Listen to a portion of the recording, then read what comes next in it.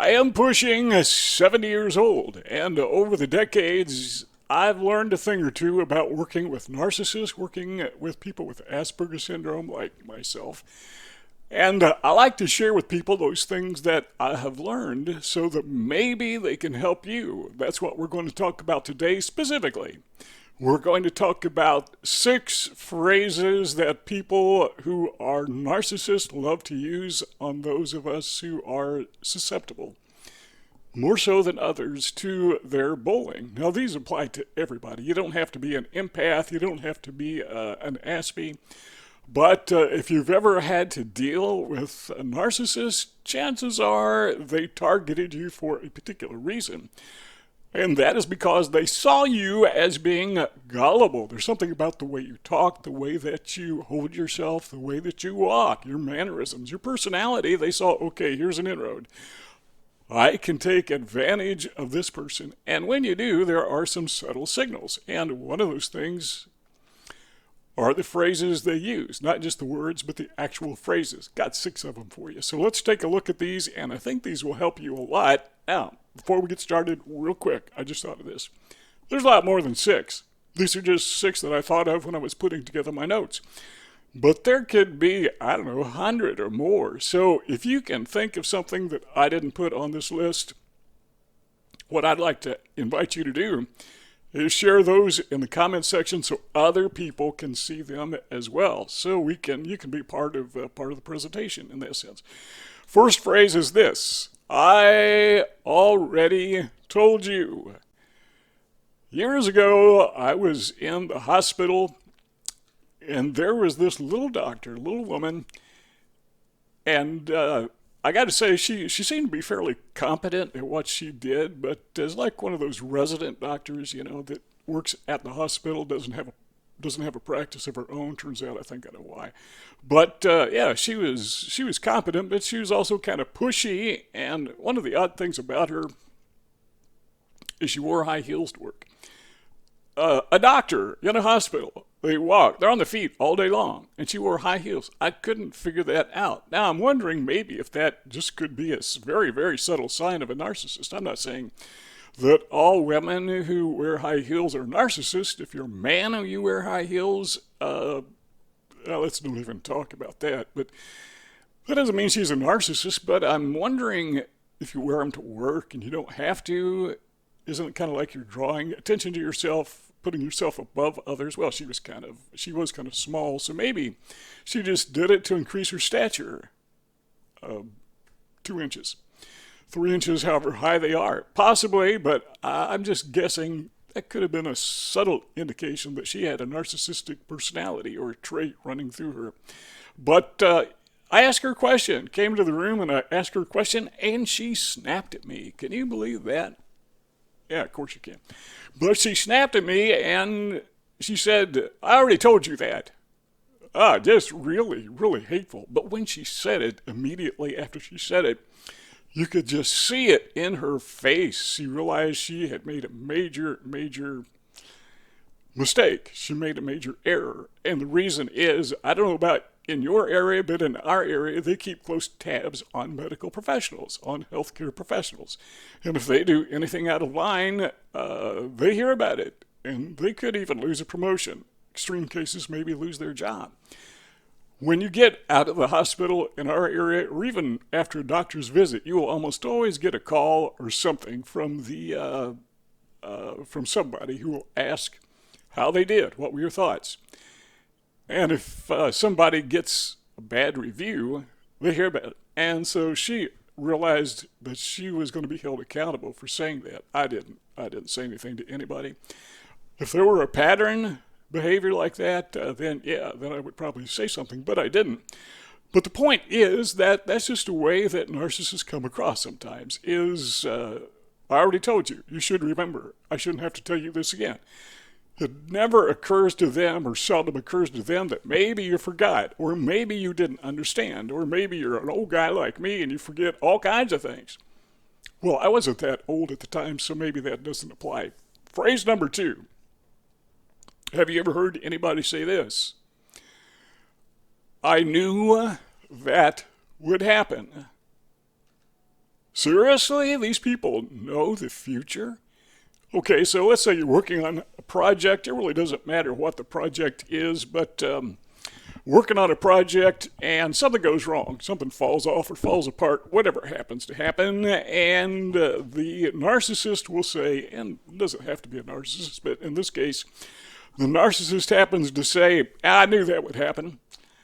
And I'm thinking, when they say that, is if you knew it would happen, why didn't you say something? I mean, if you're that good at foretelling the future, why are you even here? Why aren't you investing in the stock market? Why aren't you in Las Vegas? I mean, geez, if I could tell the future, I'd be the richest person on the planet. Guess what? Narcissists cannot tell the future. They like to pretend they can sometimes, and sometimes, well, pretty much all the time. They like to think that they know everything, not just in the past and in the present, but also what's going to happen in the future. I knew that would happen. I saw that coming. Something that is very similar to that is phrase number 3, and that is, I knew you would say that. Now, I've used that phrase a few times. Probably, I can't actually remember ever saying it, but I probably have in the past. Somebody says something, oh, you are so predictable. That is, when we say that, isn't that kind of arrogant? To put somebody down, you are so predictable. You say that all the time. I knew that was coming. I just knew it. A narcissist says that because it is a way, again, of putting somebody down.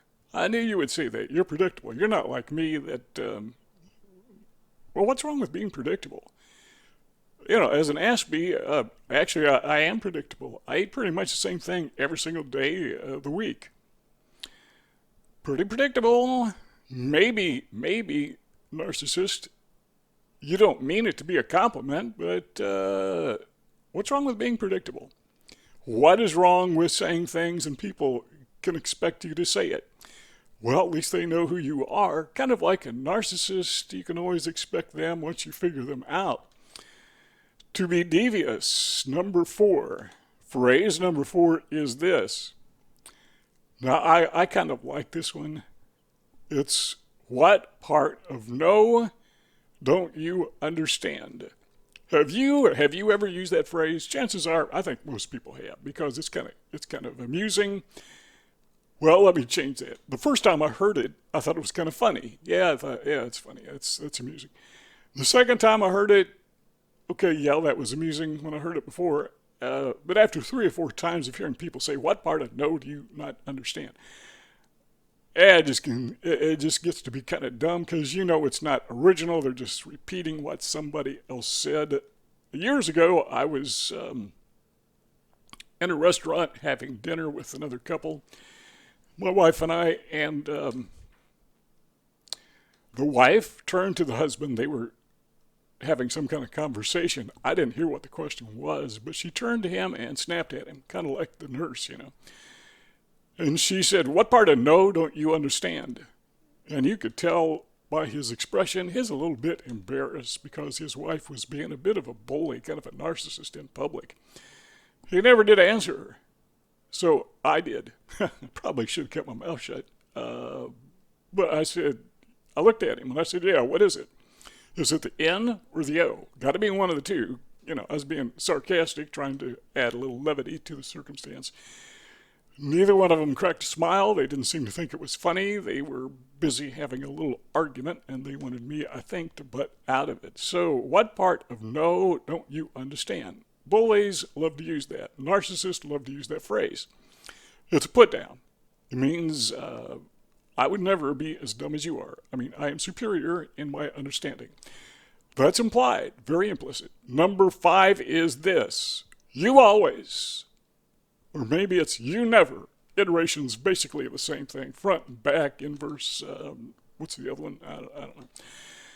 But you always say this, or you always do this, kind of like number 3, you never or here when I need you to be. You never do what you're supposed to do. You never clean your room. Maybe you don't clean your room. Maybe somebody needs to tell you that. But besides the point that sometimes they are correct, narcissists will use these phrases, you always do this or you never do this, to bully us, because a narcissist has to be in control. He's got to feed that drive to boost his ego or her ego.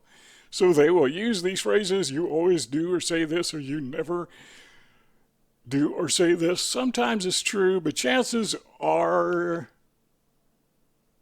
it's seldom true. Do you always say something? Well, literally, obviously not, because you'd be saying it right now. If you always said something, you would have started saying it the very instant you were born, and you would have not stopped saying it ever. You'd still be saying it. So, yeah, that's a bit of an exaggeration. Well, obviously, that's not what the narcissist means. But again, they're saying that you are predictable to a fault. And again, I would say, what's wrong with being predictable?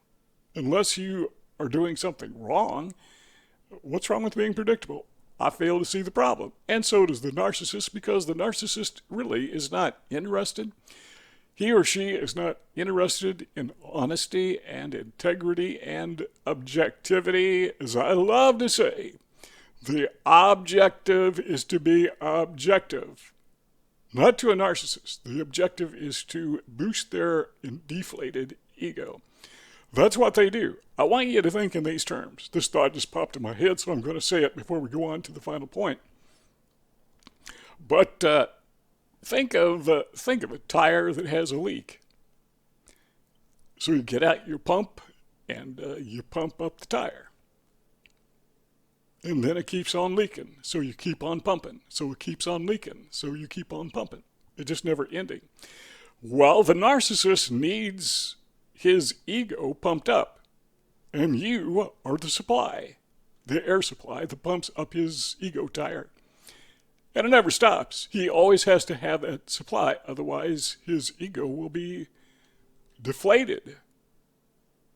That would actually probably be a good thing in the narcissist case, but there's that drive. He's got to have you plugged in, attached to him or her, constantly feeding in the air of ego boosting. Number 6 is, it's not my fault. Okay, I'm perfectly okay with that, if it's not your fault. If it's not the narcissist's fault and he says she says that's not my fault, then it's not his or her fault. But it never, to a narcissist, it never. Now, I'm violating number 5, aren't I? I'm saying the very thing that I said they always say.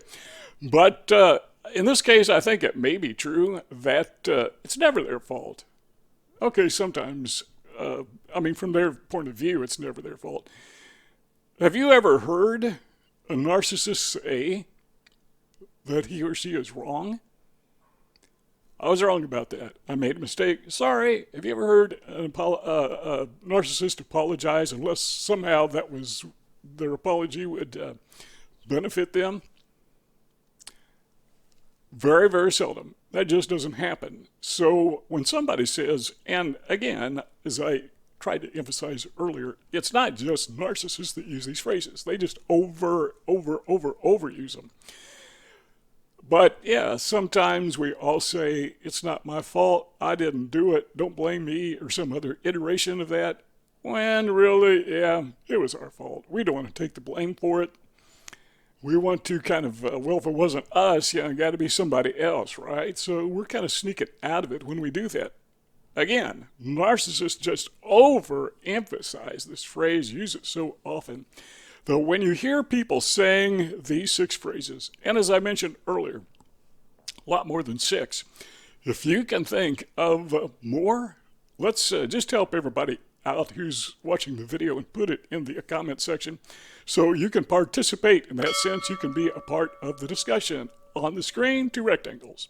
So you can continue this conversation, if you'd like, by clicking either one of those rectangles, or if you're done, well, thanks for stopping by, and we will see you next time.